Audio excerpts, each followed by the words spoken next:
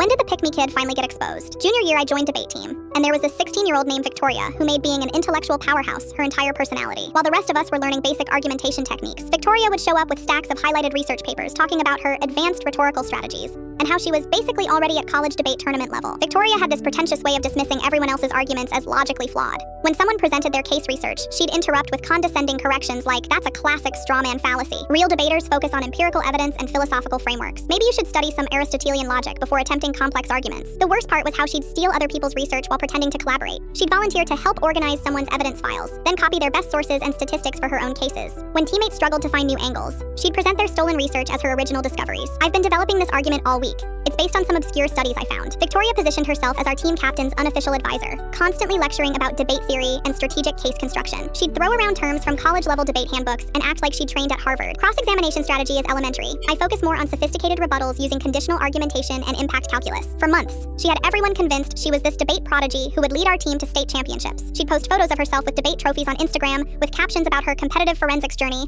and how she was elevating high school discourse standards. She even convinced our coach to let her mentor the novice debaters. She bragged constantly about her supposed tournament victories at other schools, claiming she'd won Best Speaker awards at prestigious competitions. During practice rounds, she'd dominate discussions about case strategy while other teammates deferred to her supposed expertise. Then came the regional qualifying tournament. Victoria had volunteered to debate the affirmative side on healthcare policy, claiming she had extensive research and insider knowledge about medical economics. She spent weeks talking about her comprehensive case file and how she was going to demolish the competition with superior evidence. But when she got up for her opening statement, everything went wrong immediately. Her arguments were disjointed, her statistics were outdated, and her logic made no sense. The opposing team's cross-examination completely destroyed her position with basic follow-up questions she couldn't answer. Victoria started stammering and contradicting herself, clearly having no idea what her own evidence actually said. When asked about her source methodology, she gave vague answers about multiple databases and peer-reviewed analysis without citing anything specific. Our coach was mortified because this was in front of judges from 3 different districts. That's when Maya, this quiet sophomore who'd been doing research assistance all semester, raised her hand during the break and asked to speak privately with the coach. Everyone was surprised because Maya barely participated in team discussions, while Victoria dominated every strategy meeting. But Maya pulled out a folder full of printed evidence and started explaining the actual healthcare policy framework that Victoria had completely misrepresented. Turns out Maya had been doing graduate-level policy research for her older sister's college debate team for 2 years.